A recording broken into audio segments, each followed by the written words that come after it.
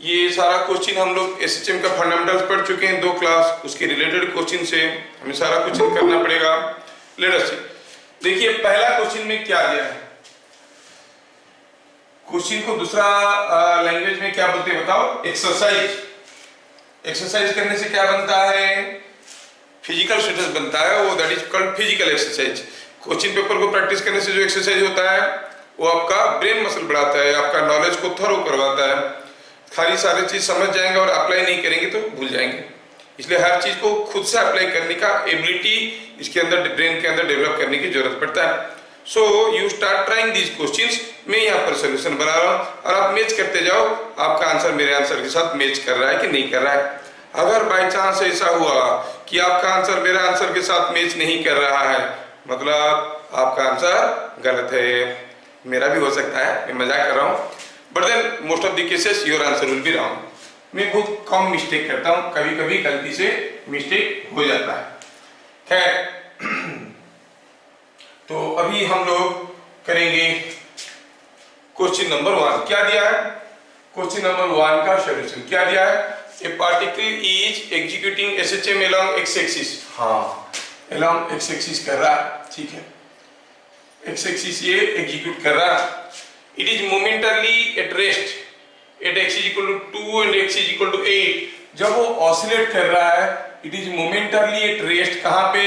Eight x is equal to 2 और at x is equal to 8। मतलब mean position कहां पे होगा? बीच में होगा। ये आपको समझ में आ रहा है? अच्छा, अगर कोई चीज ऑसिलेट कर रहा है और ऐसा ऑसिलेट कर रहा है, ये मोमेंटरली रेस्ट कहां पे रहता है? एक्सट्रीम पोजीशन पे। मतलब दोनों एक्सट्रीम पोजीशन के बीच में डिस्टेंस हो गया 6 मीटर। तो from the data what is given that amplitude of oscillation is 8 minus 2 by 2, मतलब 6 by 2 is coming out to be 3 मीटर। ये हो गया amplitude of oscillation। क्यों? क्योंकि दिया it momentarily at rest. It is momentarily at rest. जब कोई चीज ऑसिलेट कर रहा है, कहां यहाँ पर रेस्ट में होता है, यहाँ पे रेस्ट में होता है, यहाँ पे रेस्ट में होता है। एक द एक्सट्रीम पोजीशन वेलोसिटी 0 होता है, आप लोग जानते हो। मीन पोजीशन में वेलोसिटी मैक्सिमम होता है, एक्सट्रीम पोजीशन में एक्सीलरेशन मैक्सिमम होता है, मीन पोजीशन में एक्सीलरेशन 0 होता है। अच्छा, एम्पलीट्यूड इज दिस। और क्या दिया है? टाइम पीरियड दिया है 0.2 सेकेंड्स। लेकिन आप जानते हो ज्यादा जरूरत होता है तो किस चीज का? वो ओमेगा का। और ओमेगा का टाइम पीरियड के साथ कैसा रिलेशन है? 2 pi by T. So it is 2 pi by 0.2. 2 pi by 0.2 is 10 pi radian per second। इतना डाटा हमें दिया गया है, ठीक है। नाउ बिट ए देखो क्या दिया है। बिट ए में find how much time it takes to move from mean to one extreme. ये तो कोई भी बता देगा। मीन पोजीशन से वन एक्सट्रीम में जाने के लिए कितना समय लगेगा? बिट ए का आंसर क्या होगा? Time for mean to extreme. Time for mean to extreme कितना होता है? ये ऐसे गया, ऐसे फिर आया, ऐसे फिर इधर गया, ऐसे फिर आया, ऐसे। टोटल टाइम लिया टी, तो यहां से यहां तक का कितना समय लगेगा? t by 4, that is 0.2 by 4। 0.2 होता है 1 by 5, 1 by 4, 1 by 5 by 4 हो गया 1 by 20 सेकेंड। तो मीन पोजीशन से एक्सट्रीम पोजीशन में जाने के लिए उसको टाइम लगेगा 1 by 20 seconds. Find time taken to move from one extreme to other. और एक एक्सट्रीम से दूसरा एक्सट्रीम में जाने के लिए क्या आप में से कोई फटाक से बता देगा? Time for one extreme to other in terms of t कितना होगा? इन टर्म्स ऑफ टी कितना होगा? t by 2। Yes yes yes, it is 0.1 second. क्यों? क्योंकि t दिया है 0.2 second. So time taken to move from one extreme to other is 0.1 second. अच्छा, overall average speed in one oscillation. Overall average speed in one oscillation is equal to distance moved by time taken, किसमें? in one oscillation। अच्छा, one oscillation में कितना distance गया? यहाँ से ऐसे गया, ऐसे आया, ऐसे गया, ऐसे आया, ए 4a है ना। और पूरा टाइम कितना लिया? t, 4a/t वैल्यू डाल दिया जाए। 4a कितना हो गया? 4 × a हो गया 12, 12/t कितना हो गया? t is 0.2, so it is 4a हो गया 12/0.2, that is 5। it is coming out to be 60 metre पर सेकेंड। ध्यान रहे, एवरेज वेलोसिटी, एवरेज स्पीड है मीटर पर सेकेंड। शायद ये चीज बताने की जरूरत नहीं पड़ेगा कि एवरेज वेलोसिटी इन वन ऑसिलेशन क्या हो जाएगा, ये बताने की जरूरत नहीं पड़ेगा। ये तो हो गया 60 मीटर पर सेकेंड, ठीक है। डी में average velocity is equal to total displacement by total time. एक पूरा कंप्लीट ऑसिलेशन में जहां से शुरू किया था वहीं पे वापस आया, डिस्प्लेसमेंट हुआ 0, तो एवरेज वेलोसिटी हो गया 0, है ना। अब ये जो पार्टिकल ऑसिलेट कर रहा था, ये कहां से चलना शुरू किया था, उसके ऊपर डिपेंड करता है कि उसका डिस्प्लेसमेंट टाइम रिलेशनशिप क्या होगा। तो ये सारा चीज हम लोग अभी देख चुके हैं। इसको मिटाता हूं, आगे की 3 बिट करने के लिए इसको थोड़ा स्पेस बनाने की जरूरत है, ठीक है। चलिए, ऑप्शन दिया है, पूछा है EFG में क्या पूछा है? पूछा है कि what is displacement time relationship if it start from x is equal to 5, start from x is equal to 8, start from x is equal to 2, ऐसे करके दिया है, ठीक है। अच्छा, ये जो क्वेश्चन हम लोग अभी करने जा रहे हैं, ये क्वेश्चन में पहले तो mean position, you will say mean क्या होता है? बीच में होता है।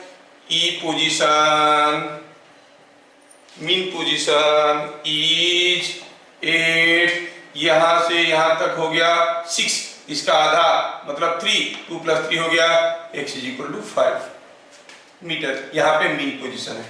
और इन जनरल जो हमारा डिस्प्लेसमेंट टाइम रिलेशनशिप क्या होता है? x is equal to a sin, ये होता है displacement time relationship.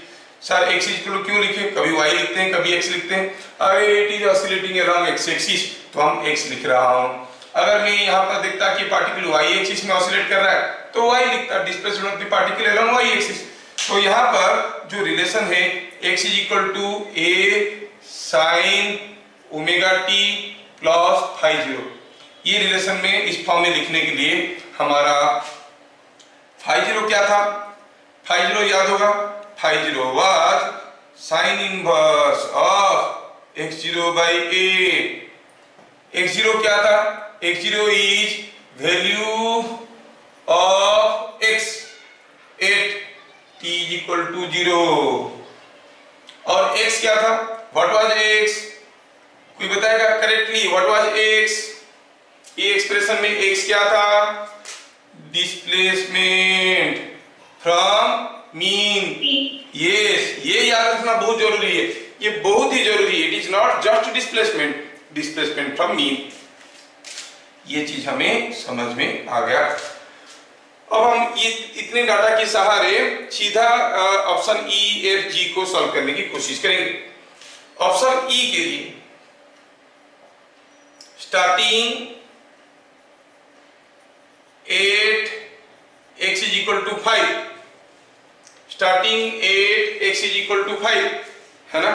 x is equal to 5 से अगर स्टार्ट किया तो यहाँ पर क्या है कि x एक्सिस है। मैं समझाने के लिए थोड़ा सा ये x OX में कंफ्यूज हो जाओगे, तो मैं थोड़ा ये रिलेशन को ऐसे लिखना चाहता हूँ, थोड़ा सा मॉडिफाई करना चाहता हूँ। x is equal to a sin ω_t + φ0 जो लिखते थे, चलो इसको लिखता हूँ x dash is equal to a sin ω_t + φ0 है ना। फिर φ0 is sine inverse of x0/a। x dash क्या है? x dash is displacement from mean, मतलब from x is equal to 5। x0 क्या है? Value of x dash at t is equal to 0। Just x is equal to a sin omega t plus phi 0 लिखने की जगह मैं क्या लिख रहा हूं? x dash is equal to a sin omega t plus phi dash. एक नया सिंबल मैं यूज कर रहा हूं, कोई नई चीज नहीं। When starting at x is equal to 5, क्या बता पाओगे व्हाट इज x0? x0 क्या था? Value of x dash at t is equal to 0। x dash क्या है? Displacement from mean position. 5 से स्टार्ट किया, मीन पोजीशन कहां पे है? 5 पे ही है। जहां मीन पोजीशन है वहीं पे है। पार्टिकल स्टार्ट किया कहां से? इसका मतलब मीन पोजीशन में। तो x0 क्या था? वैल्यू ऑफ x डैश और displacement from mean position at t is equal to 0। तो x0 का वैल्यू क्या था? 0। क्या मैं आपको कंफ्यूज तो नहीं कर रहा हूं? ये x एक्सिस है बोल के थोड़ा गड़बड़ हो रहा है लिखने में, मैं इसको x डैश लिखा हूं। समझ में आ रहा ना? फिर start from x is equal to 5, तो what is the displacement from mean position? जब वो स्टार्ट कर रहा है, मीन पोजीशन कहां पे? x इज इक्वल टू 5 पे ही है, तो यहीं पे मीन पोजीशन। और यहां से स्टार्ट कर रहा है, what is the displacement from mean position? 0। तो फाइ 0 का वैल्यू क्या था? Sine inverse of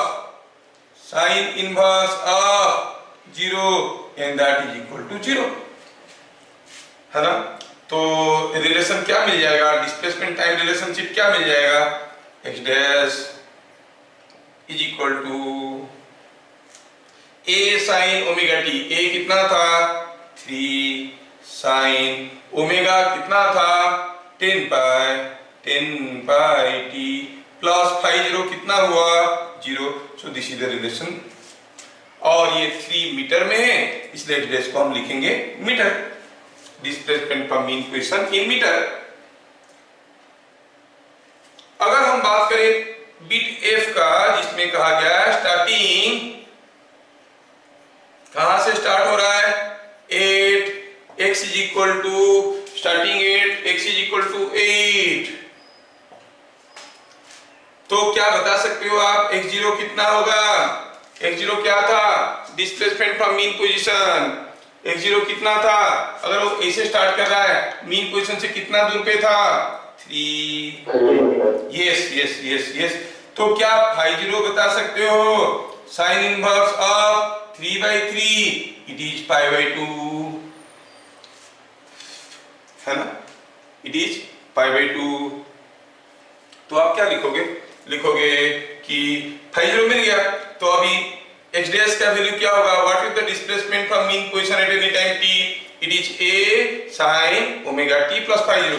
a omega तो मालूम है भाई, a is 3 metre, omega is 10 pi. तो लिखते हैं 3 sin 10 पाई t प्लस π/2। थोड़ा सिंप्लीफाई करके लिखो तो बनेगा 3 cos 10 π/2 10 pi t, 3 cos 10 pi t sin omega t plus π/2 is same as cos omega t। Now third bit के लिए मैं लिखना चाहता हूं, यहां पे लिखना चाहता हूं। हमें तो a और ओमेगा का वैल्यू मिल चुका है। I want to write the third bit here. When starting at x is equal to 2, third bit के लिए, थर्ड बिट कौन सा था? Bit g। बिट g में क्या दिया है? Starting 8 x is equal to 2। क्या है कोई बताने वाला? What will be x0? Displacement from mean position. Mean position से नो, यहां से इधर ना, तो कितना हुआ? -3, क्योंकि मीन पोजीशन यहां पे है ना। इधर होने से +3 होता था, इधर होने से -3 हुआ। समझ में आ रहा है? You are measuring the displacement from the, yes. यहां से इसका डिस्प्लेसमेंट इधर को हुआ -3 आई कैप, ऐसे कहोगे। We are lucky at lower level preparation you are not using vector equations. JEE वाले जब क्लास करेंगे ये सारे वेक्टर रहेंगे, तो आपको समझ में आ जाना चाहिए कि for x is equal to 2, x0 is -3, then what is phi 0? Phi 0 is sine inverse of -3/3, that is -1, and is it not -π/2? Yes, sin -π/2 is -1। तो फिर एक्स डैश का वैल्यू क्या निकलेगा, displacement from mean position be a sine omega t, sine omega t plus five zero, value डाला जाए ए is 3, ठीक है। ये सब में मीटर लिखना भूलना मत, क्योंकि डिस्प्लेसमेंट टाइम रिलेशनशिप है। 3 साइन ओमेगा की जगह क्या लिखते थे, 10 पाई टी, फाइव जीरो की जगह माइनस पाई बाई 2, ठीक है। तो the relation becomes like this. सारा का सारा डिस्प्लेसमेंट टाइम रिलेशनशिप बदल जा रहा है depending upon from where the particle starts moving, ठीक है। तो ये क्वेश्चन नंबर 1 का सॉल्यूशन हुआ, सबको समझ में आ गया। नेक्स्ट क्वेश्चन में पूछा है क्या, नेक्स्ट क्वेश्चन में पूछा है कि can we use the formula v equal to u plus a t for SHM. आपका जो फॉर्मूला है v equal to u plus a t, this is for uniform acceleration motion,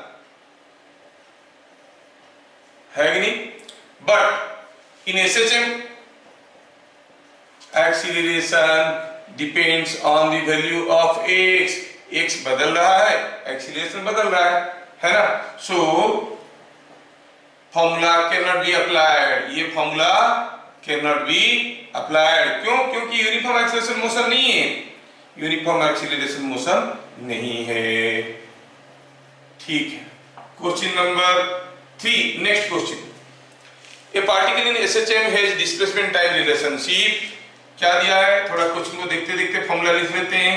कोई पार्टिकल एसएचएम में है, उसका डिस्प्लेसमेंट टाइम रिलेशनशिप क्या दिया है, 10 sine 20 pi t plus 10 sine 20 pi t plus pi by 4, हाँ ठीक है, डरने वाली कोई चीज तो है नहीं। पूछा है फाइंड एम्पलीट्यूड, क्या दिया है, और टाइम पीरियड और स्टार्टिंग पॉइंट, ये 3 चीज पूछा है। मतलब कहां से स्टार्ट किया, और ये एक्सप्रेशन में देखो क्वेश्चन में ये क्या लिया है, ये है मीटर, मतलब अभी जो एम्पलीट्यूड है वो क्या आएगा, मीटर में आएगा। तो हम क्या कहेंगे, comparing with x is equal to a sine omega t plus 50, सीधे सीधे मिल गए हमको, क्या मिल गया, a is 10 metre, omega t 20 pi t, omega is 20 pi radian per second, काफी लोग यूनिट में गड़बड़ कर देते हैं। Time period is 2 pi by omega, 2 pi by 20 pi is 0.1 second. कहां से स्टार्ट किया, you know that sin 50 is x0 by a। अब यहां पर 50 का वैल्यू क्या दिया है, 50 का वैल्यू दिया है pi by 4, so 1 by root 2, sine 45 1 by root 2 होता है, is equal to x0 by a। इसका मतलब x0 क्या हो गया, a बाई रूट 2, x0 क्या हो गया, a by root 2। So a by root 2 मतलब a का वैल्यू है 10, कंपेयर किए तो ये बन गया 10 by root 2 metre. Starting point x0 क्या है, स्टार्टिंग पॉइंट, कितना दूर से स्टार्ट किया मोशन। तो हम क्या कहेंगे, the particle starts at a distance 10 by root 2 metre from the mean position. The starting point of the particle is at a distance 10 by root 2 metre from the mean position. Mean position से 10 by root 2 distance से चलना शुरू किया, ठीक है। तो x0 gives you the initial distance of the particle from mean position. Direct comparison से निकल गया, एकदम दिमाग लगाने वाली कोई बात है नहीं, बिना दिमाग वाले बद दिमाग वाले भी खुशी से कर सकते हैं, ठीक है। नेक्स्ट क्वेश्चन देखिए क्या दिया है, नेक्स्ट क्वेश्चन में दिया है दैट, क्या दिया है क्वेश्चन को थोड़ा ध्यान से पढ़ो तो, the potential energy of a particle lying along x axis is given by u is equal to 10x square. क्या दिया है, mass of the particle is 5 kg, potential energy is 10x square, find period of small oscillations if the particle is in stable equilibrium। Obviously particle कहाँ पे दिया, आपको जान लेना चाहिए कि particle in stable equilibrium mention नहीं है क्वेश्चन में, ये मेंशन होना चाहिए। तो particle is in stable equilibrium, ठीक है, स्टेबल इक्विलिब्रियम पोजीशन में है। और हमें पूछा गया है बताओ पीरियड ऑफ स्मॉल ऑसिलेशंस, ठीक है, डिटेल्स तो इक्वेशन पूछा नहीं है, हम ये दिए भी नहीं है, देख लेते हैं। अब अगर पोटेंशियल एनर्जी दिया है, आपको मालूम है कि the restoring force is related to the potential energy by the relation du by dx। ये चीज हम लोग बचपन में जब वर्क एनर्जी पावर चैप्टर पढ़ रहे थे तब कर चुके हैं, अब तो बड़े हो गए, है ना। F is equal to minus du by dx i k, ठीक है, ठीक है। तो आप क्या कहोगे,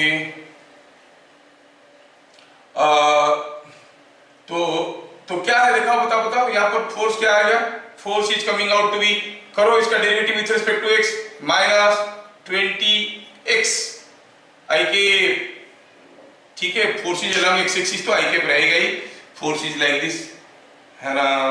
अच्छा, what is the acceleration, acceleration is force by mass minus 20x by 5, it is minus 4x, ठीक है ना, ये हो गया एक्सीलरेशन।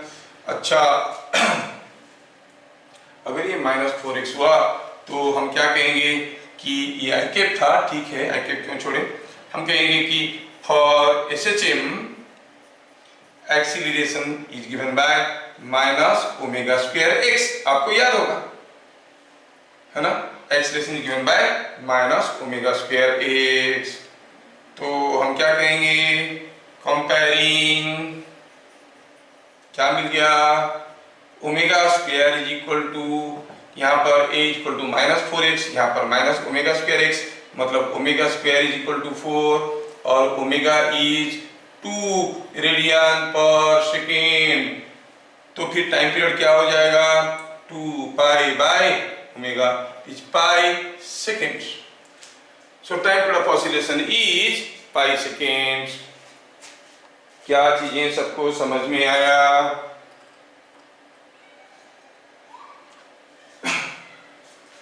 किसी को दोबारा चाहिए कि समझ में आ रहा है ये चीज, understood? Now let's go for the next question. Next question देखते हैं, इसको मिटाता हूं, सिंपल क्वेश्चन था, नेक्स्ट क्वेश्चन में थोड़ा दिमाग लगेगा सबका। नेक्स्ट क्वेश्चन में देखेंगे क्या दिया है, क्वेश्चन में थोड़ा ध्यान से पढ़ो। क्वेश्चन में क्या दिया है, a particle of mass 2 kg is executing SHM of amplitude 2 metre, time period pi by 3 seconds. क्या दिया, amplitude is 2 metre, time period is pi by 3 seconds. और क्या दिया, फाइंड द फॉलोइंग। हाँ, ऑप्शन ए में पूछा है, बिट ए में पूछा है, फाइंड मैक्सिमम वेलोसिटी। क्या आप लोगों को याद है कि ये ए ओमेगा होता है, मैक्सिमम वेलोसिटी होता है ए ओमेगा, लास्ट क्लास हम लोग किए हैं, है ना। तो मैक्सिमम वेलोसिटी ए ओमेगा हो गया 2, अच्छा टी दिया है तो ओमेगा निकाल लेते हैं, 2 पाई बाय टी, तो कितना हो गया, 2 पाई बाई टी के जगह पाई बाई 3, पाई पाई को खा जाएगा, आएगा 6 रेडियन पर सेकेंड। तो मैक्सिमम वेलोसिटी क्या हो गया, ए ओमेगा 6 into 2 is 12 मीटर पर सेकेंड, ठीक है। मैक्सिमम एक्सीलरेशन क्या याद है आप लोगों को, क्या था, omega square, yes omega square a, आपने से काफी लोग फॉर्मूला याद रखे आए हैं, ओमेगा स्क्वायर ए। अच्छा, अगर ओमेगा स्क्वायर ए है तो क्या कहेंगे, ओमेगा का स्क्वायर हो गया 6 का स्क्वायर, ए हो गया 2 इज 72 मीटर पर सेकेंड स्क्वायर। हाँ, maximum kinetic energy, kinetic energy का मैक्सिमम वैल्यू क्या था? Half m। Yes yes, that is what is the great thing. Maximum velocity का स्क्वायर 12 का स्क्वायर हाफ। मास कितना दिया हुआ है क्वेश्चन में? मास दिया हुआ है 2 kg। क्वेश्चन में भी दिया है कि मास इज गिवन 2 kg। अच्छा, तो और दिया है mass is 2 kg। Here given m is equal to 2 kg। अच्छा, m 2 kg दिया है, हाफ m हो गया 2 ओमेगा a का स्क्वायर 12 का square 144 joules। It is coming out to be 144 joules। हाँ, सबको मालूम है, लेकिन क्या है, थोड़ा सा प्रैक्टिस करवाना है। ओवरऑल एवरेज वेलोसिटी इन one oscillation, overall average speed, overall, ये तो रिपीटेशन हो गया भाई, हम लोग का आता है overall average speed.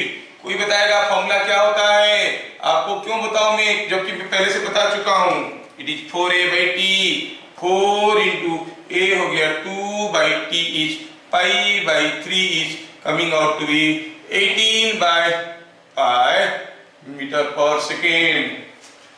Option C में क्या पूछा है? Velocity at a point midway between mean and extreme. हाँ, at a point midway between, 24 pi होगा, 24/pi होगा। Yes sir. हाँ वही तो लिखा है, तुमको कुछ दूसरा दिख रहा है क्या?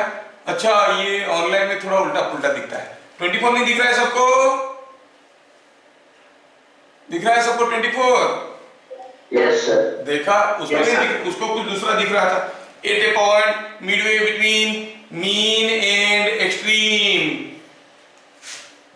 जब वो पार्टिकल मीन और एक्सट्रीम के बीचों बीच किसी एक पॉइंट में है, यहां से मान लो यहां पे, क्या बता सकते हो? अगर ये एम्पलीट्यूड है 2 मीटर, तो इस पॉइंट के लिए x का वैल्यू क्या रहेगा? हु कैन टेल x कितना रहेगा? x क्या था? डिस्प्लेसमेंट फ्रॉम मीन कितना है? 1 मीटर, है कि नहीं? हमारा जो एक्सप्रेशन था x equal to a sin omega t plus phi 0, उसमें x क्या था? Displacement from mean. When it is midway between mean and extreme, displacement क्या था? 1 मीटर। अच्छा, और वेलोसिटी का क्या फॉर्मूला होता है? याद है आपको? हाफ नहीं था, वेलोसिटी होता है omega into root over omega over square minus x स्क्वायर। अरे वाओ, क्या मस्त, बढ़िया, सारे पूरा फॉर्म में। Omega is coming out to be 6 into root over 6 का स्क्वायर माइनस, a का वैल्यू है 2, 2 का स्क्वायर माइनस 1 का square root 3, so it is coming out to be 6√3 meter per second. When it is midway between mean and extreme, the velocity is 6√3 meter per second. पूछा है next beat में, क्या पूछा है? Next beat बहुत ही important है। देखो क्या लिखा है नेक्स्ट बीट में, लिखा है find the displacement from mean position at which kinetic energy is equal to potential energy. हाँ, kinetic energy is equal to potential energy, कितना? डिस्प्लेसमेंट पे। आप जानते हो कि जब कोई पार्टिकल ऐसे ऐसे ऑसिलेट कर रहा है, यहाँ पे काइनेटिक एनर्जी होता है मैक्सिमम, यहाँ पे पोटेंशियल एनर्जी होता है मैक्सिमम, है कि नहीं? पोटेंशियल एनर्जी यहाँ पे मैक्सिमम है, यहाँ पे काइनेटिक एनर्जी मैक्सिमम है, यहाँ पे पोटेंशियल एनर्जी मैक्सिमम है। मतलब बात कुछ ऐसा हुआ कि जैसे हम इधर जा रहे हैं, काइनेटिक एनर्जी पोटेंशियल एनर्जी में कन्वर्ट हो रहा है। तो as you are going away from the mean position, kinetic energy is decreasing, potential energy is increasing. यहाँ पे पोटेंशियल एनर्जी कितना था मीन पोजीशन पे? It was 0, there was no potential energy with respect to mean position. When you are moving in this direction, the kinetic energy is decreasing, potential energy is increasing. पक्का एक समय आएगा जब दोनों बराबर होंगे। कहाँ पे होगा? चलो, kinetic energy is equal to potential energy निकालने के लिए हम कुछ ऐसा फॉर्मूला लगाएंगे। इंप्लाइज काइनेटिक एनर्जी का फॉर्मूला था क्या? Half m omega square a square minus x square. किसी एक डिस्प्लेसमेंट एक्स पे काइनेटिक एनर्जी ये था, और पोटेंशियल एनर्जी का formula half m omega square x square. ये तो था formula. At any displacement x, at any displacement x the kinetic energy is this, potential energy is this. ये दोनों बराबर होंगे तो डिस्प्लेसमेंट क्या है? हाँ, दोनों में हाफ एम ओमेगा स्क्वायर तो गया, कॉमन कट गया। क्या मिल गया? A square minus x square is equal to x square, और 2x square is equal to a square, और x is equal to a by root 2. So when x is equal to a by root 2, the kinetic energy is equal to the potential energy. It's very important. You must remember this is a data. Mean position से कितना दूर पे kinetic energy potential energy के साथ बराबर होते हैं, सारा एंट्रांसेस में आ चुका है। इतने बार आ चुका है कि आजकल नहीं आ रहा है। क्या मालूम कोरोना के समय में इजी क्वेश्चन के चक्कर में तुम लोग आ जाए। तो पूछ रहा है कि कितना डिस्प्लेसमेंट पे काइनेटिक एनर्जी और पोटेंशियल एनर्जी बराबर होगा। आप कहोगे it is displacement a by root 2 from mean position, और यहाँ पर a क्या था? 2 मीटर। वैल्यू डालो, 2 by root 2 हो गया तो रूट 2 मीटर, क्योंकि a का वैल्यू है 2 मीटर। ठीक है, आगे बढ़ते हैं। ए बी सी डी चारों ऑप्शन देख लिए, अब ई एफ जी एच देखेंगे। चलिए अब आगे की बीट देखते हैं एक एक करके।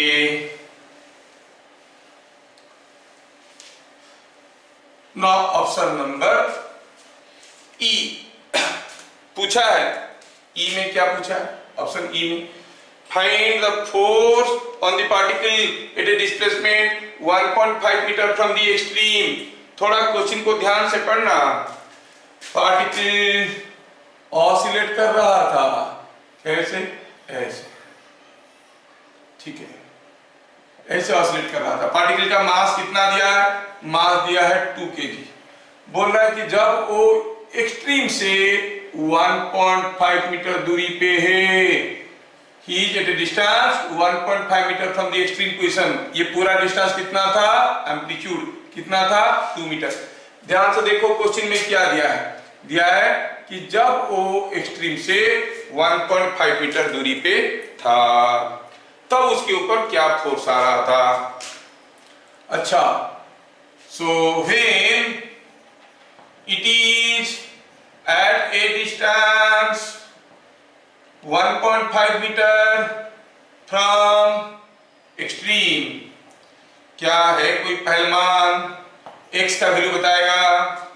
What is x? x क्या था? Displacement from 1.5 metre. यस, यही पकड़ने वाली चीज है। अब मीन पोजीशन से डिस्प्लेसमेंट हो गया 0.5, तो x का वैल्यू लेंगे 0.5। हमें क्या निकालना है? फोर्स। कैसे निकालेंगे फोर्स? फोर्स का निकालने का 2 तरीका है। एक है rate of change in momentum, जो कि कुछ मालूम नहीं है। दूसरा हुआ मास इनटू एक्सीलरेशन। ठीक है, तो फिर एक्सीलरेशन क्या होगा? Omega square x. हाँ, ओमेगा तो मालूम है, 6 स्क्वायर इंटू 0.5 कितना हो गया? 36 इंटू दिस इज 18 मीटर पर सेकंड स्क्वायर। फिर फोर्स क्या होगा? अब एक्सीलरेशन मालूम है तो फोर्स निकालने में क्या दिक्कत है? कोई मास है 2 kg का, कोई इतना एक्सीलरेशन में जा रहा है, सो it is 2 into 18, 36 Newton must be the force acting on it. So when it is at a distance 1.5 meter from extreme, the force is 36 Newton। Direct फॉर्मूले में आपको खाली फॉर्मूले के साथ अक्वेंटेड करवाने के लिए सारे क्वेश्चंस कर रहे हैं, और यही क्वेश्चन सब मेडिकल एंट्रांसेस में और बाकी स्कूल एग्जाम्स में, लोअर लेवल एंट्रांसेस में ये सब आते रहते हैं। डायरेक्ट फॉर्मूला बीट एफ में क्या दिया है? Find the velocity when the acceleration is half of its maximum value. Acceleration is half of a max. Acceleration का फॉर्मूला होता है omega square x. It is half of a max, मतलब omega square ए। मतलब इतने सारा कहने की बहाने वो कहना चाहता है when x is equal to a/2, when acceleration is half of its maximum value, you say omega square x is half of omega square a, क्योंकि मैक्सिमम एक्सीलरेशन का फॉर्मूला था ओमेगा स्क्वायर a। समझ में आ रहा है? तो maximum acceleration का अगर फॉर्मूला हो गया ओमेगा स्क्वायर a, तो x का वैल्यू क्या हो गया? a/2। हाँ, ये बात समझ में आया। क्या समझ में आया? मतलब जब x is equal to a/2 है तो आपको क्या निकालना है? निकालना है वेलोसिटी। तो क्या कहेंगे? सो वेलोसिटी होता है omega into a square minus x square का रूट ओवर ओमेगा। तो ओमेगा है और a/2 का वैल्यू कितना है? a दिया है 2, 2/2 हो गया 1, क्योंकि a का वैल्यू 2 मीटर है। ए स्क्वायर ओमेगा हो गया 6 into root over of a का स्क्वायर मतलब 2 का स्क्वायर माइनस x का स्क्वायर माइनस 1 का स्क्वायर, कितना हो गया? 4 - 1 3, 6√3 मीटर पर सेकेंड। ठीक है, जी में पूछा है टाइम फॉर वन एक्सट्रीम। ये कभी कभी बीच में एक इजी क्वेश्चन दे दिया जाता है, क्योंकि बच्चे करते करते थक जाएंगे तो एक इजी क्वेश्चन करने में थोड़ा आराम लगता है। Time for one extreme to other, कितना समय लेगा? इक्वल टू t/2, और t ऑलरेडी हमें मालूम है, सो it is π/6 seconds.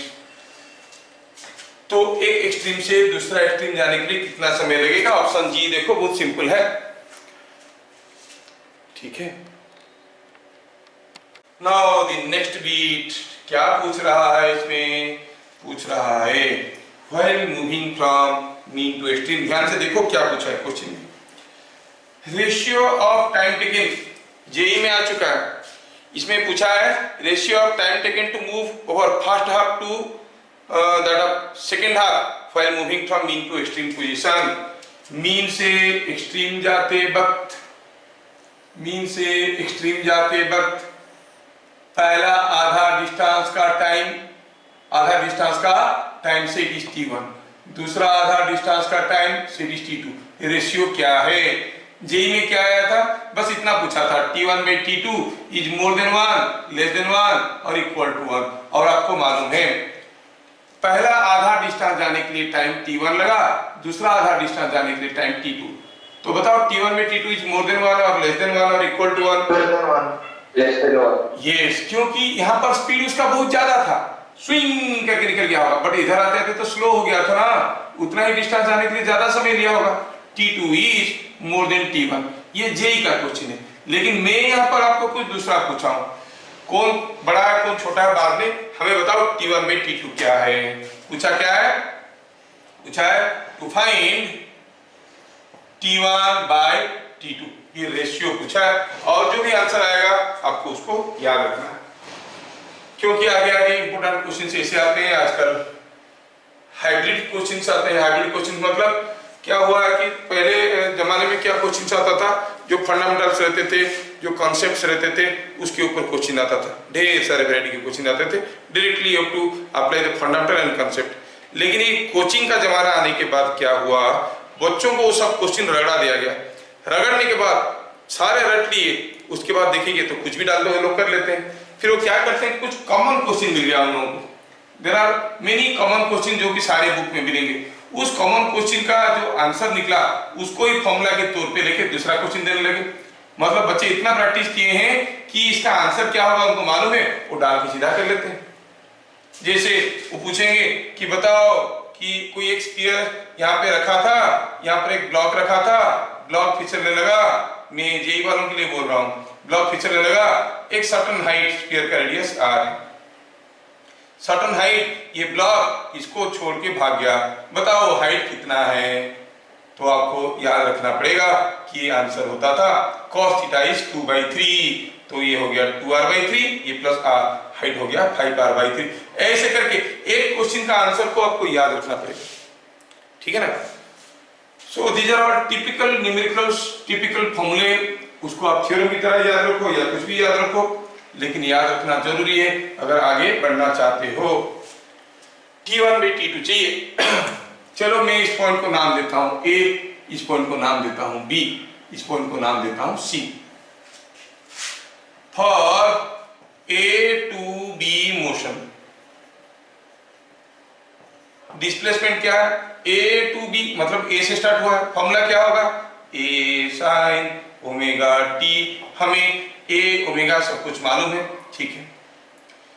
Eight B x कितना है? A/2। टाइम कितना हो गया है?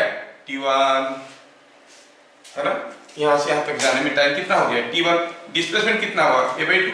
और तो चलो डालते हैं value. So A/2 is equal to A sin omega T1।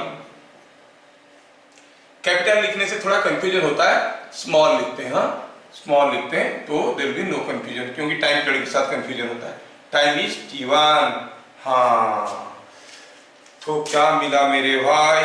मिल गया sine omega T1 is equal to 1/2 और omega T1 is equal to π/6। Sine 30 होता है 1/2, ओमेगा T1 इज π/6। तो फिर T1 क्या मिल गया? T1 is π/6 omega. हाँ T1 इज π/6 ओमेगा, ठीक है। अभी क्या निकालना है? T2 निकाल सकते हैं, लेकिन T2 नहीं निकालेंगे। हम जानते हैं कि T1 प्लस T2 नहीं भी मालूम है तो बगल में लिख दो, किसी को थोड़ी मालूम है कि आपको मालूम नहीं है। तो we know that T1 plus T2 कितना है? T1 प्लस T2 कितना है? यहां से यहां तक का टाइम। अच्छा पूरा टाइम अगर T होता है यहां से यहां तक होता है T/4, है ना? T/4।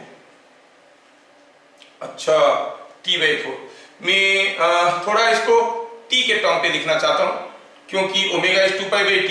ओमेगा की जगह अगर 2π/T लिखेंगे, देखो तो कितना आ रहा है? T1 is equal to π/6।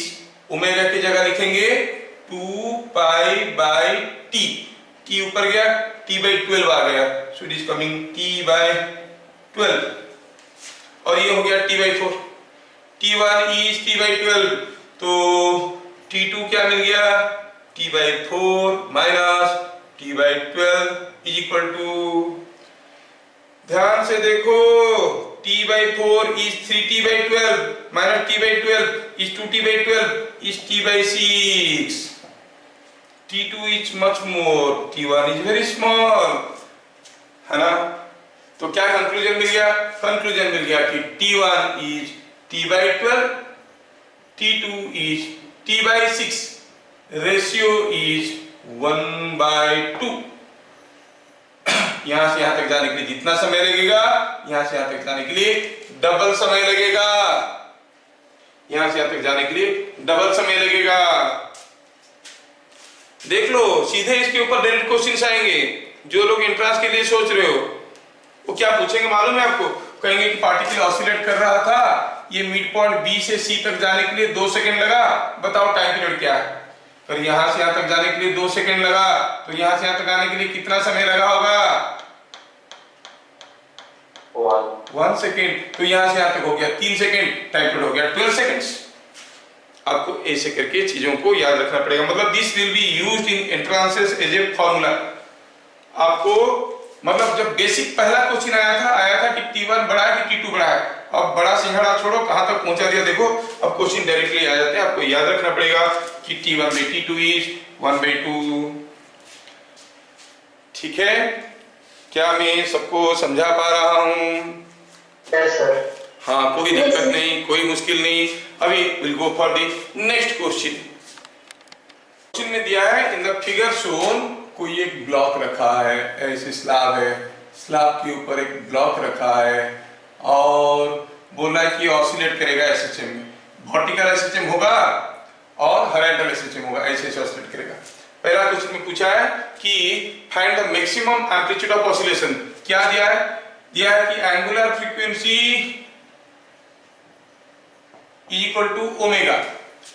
What is the maximum permissible amplitude of oscillation for vertical SHM, for horizontal SHM? ये स्लैब है, स्लैब के ऊपर ब्लॉक रखा है, मैं हाथ ऐसे ऐसे कर रहा हूँ, ये ब्लॉक भी मेरे साथ ऐसे ऐसे हो रहा है। लेकिन सोचो तो मैं चाहता हूँ कि ब्लॉक मेरे हाथ के साथ ऑसिलेट करे। अगर मेरा हाथ का एक्सीलरेशन a है तो इस स्लैब, इस ब्लॉक के ऊपर एक स्यूडो फोर्स आएगा ma, है कि नहीं? अगर मेरा हाथ का एक्सीलरेशन a है तो इसके ऊपर स्यूडो फोर्स आएगा ma। अब मैं हाथ को ऐसे ले आया तो देखो ये पेन मेरे हाथ से छूट रहा है, पेन मेरे हाथ से छूट रहा है। क्या बता सकते हो with what acceleration I should move my hand? Excuse me. With what acceleration I should move my hand? कि ये पेन मेरे हाथ से छूट जाएगा। कोई बता सकता है? What should be the acceleration of my hand? देखो जब मेरा हाथ का एक्सीलरेशन a नीचे की तरफ है, स्यूडो फोर्स ma है, अगर ये ma पेन का वेट mg से ज्यादा हो गया तो ये मेरे हाथ से उठ जाएगा, है कि नहीं?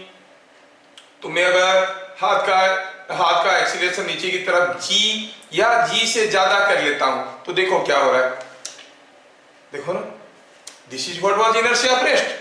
पेन चाहता कि अपनी जगह रहे, जहां था वहीं था, और मैं हाथ नीचे ले आया, पेन गिरेगा कितने में, g में। अगर मेरा हाथ का एक्सीलरेशन g से ज्यादा हुआ तो पेन मेरे हाथ से छूट जाएगा।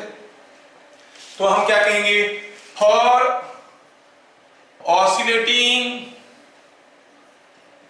together, for oscillating together, maximum permissible acceleration कितना है? g। इससे ज्यादा एक्सीलरेशन नहीं होना चाहिए। तो मैक्सिमम एक्सीलरेशन का क्या फॉर्मूला है? Omega square a should be equal to g। तो इसका मतलब a कितना होना चाहिए? g by omega square. समझ में आया क्या? What is the maximum permissible amplitude of acceleration? a अगर g बाय ओमेगा स्क्वायर से ज्यादा हो जाएगा तो एक्सीलरेशन g से ज्यादा हो जाएगा, g से ज्यादा हो जाएगा तो ये यहां से कांटेक्ट छूट जाएगा। क्या सबको समझ में आया? Yes, sir. Now think for this second bit. अब बोल रहा है कि ब्लॉक इसके ऊपर रखा है, ठीक है, ये रखा है। अब ये ब्लॉक हॉरिजॉन्टल एसएचएम कर रहा है। जब ब्लॉक इधर को एक्सीलरेट कर रहा होगा तो उसके ऊपर स्यूडो फोर्स इधर को आएगा, और अगर स्यूडो फोर्स कितना आएगा? अगर इसका मास m है सपोज, तो स्यूडो फोर्स होगा ma। तो ये फिसलने की कोशिश करेगा, उसको रोकेगा कौन? रोकेगा फ्रिक्शनल फोर्स, रोकेगा इसको फ्रिक्शनल फोर्स, है कि नहीं? तो जब हम इसको मैक्सिमम एक्सीलरेशन क्या दे सकते हैं, क्या दे सकते हैं ताकि ये फोर्स इससे ज्यादा ना हो जाए। ध्यान से देखो, मेरे हाथ के ऊपर ये पेन रखा है, मैं हाथ ऐसे ऐसे कर रहा हूं, पेन मेरे हाथ के साथ हो रहा है, बहुत जोर से करने की कोशिश करूंगा तो फिसल आता है हाथ से, क्योंकि जब मेरा हाथ का एक्सीलरेशन, स्लैब का एक्सीलरेशन a से एक पर्टिकुलर वैल्यू से ज्यादा हो जाएगा, स्यूडो फोर्स इतना ज्यादा हो जाएगा कि फ्रिक्शन इसको रोक नहीं पाएगा। तो हम क्या कहेंगे? here 8 मैक्सिमम एक्सीलरेशन, आप क्या कहोगे? ma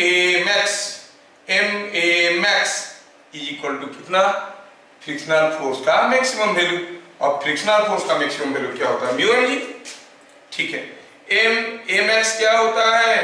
ओमेगा स्क्वायर a, और maximum frictional force mu mg मिल गया। क्या मिल गया? Maximum permissible amplitude of oscillation is mu g by omega square. अगर एम्पलीट्यूड इससे ज्यादा होगा तो pseudo force, frictional force, limiting frictional force से ज्यादा हो जाएगा और ब्लॉक उसके ऊपर फिसलने लगेगा। So for both the blocks to oscillate together you must take care that the maximum acceleration is not more than mu g।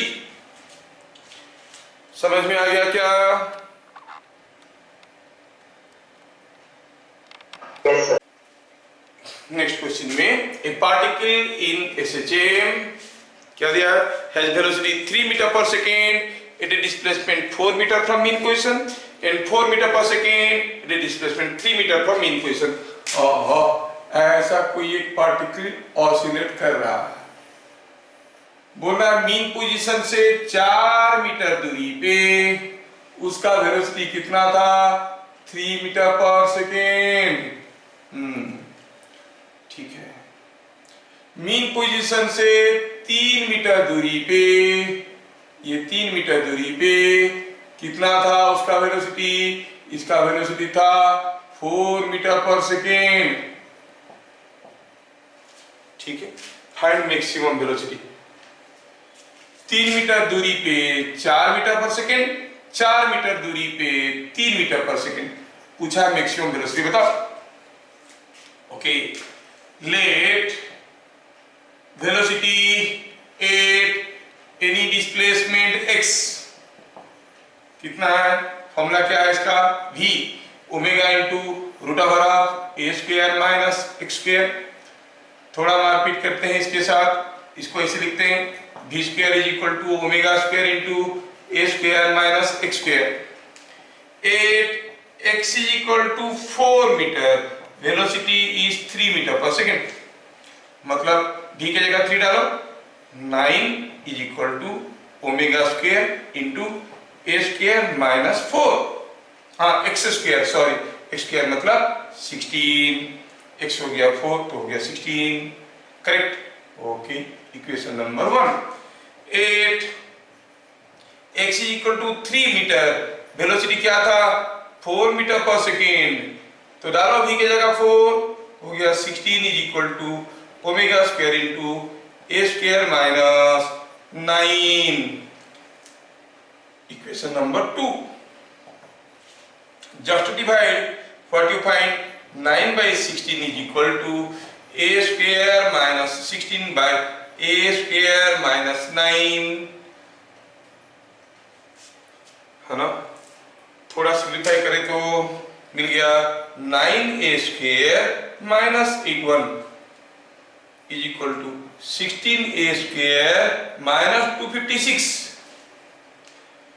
अच्छा, तो सिंप्लीफाई करो, 7a square is equal to 7a square is equal to 256 minus 81 कितना हो गया, ये हो गया 5, ये हो गया 17, 175। So A is coming out to be 5 metre. A मिल गया, A मिल गया। जैसे A मिल गया, हम A का वैल्यू को किसी भी इक्वेशन में डालेंगे, ओमेगा मिल जाएगा। A का इक्वेशन को अगर इसमें डालते हैं, देखो तो सॉल्विंग क्या मिलेगा, थोड़ा ध्यान से देखो। A का वैल्यू डाल दो 5, 25 minus 16 is 9 omega square is equal to 9, omega is 1 radian per second. Omega भी मिल गया, ए मिल गया, ओमेगा मिल गया। पूछा है मैक्सिमम वेलोसिटी क्या है, अब मैक्सिमम वेलोसिटी क्या है सबको मालूम है।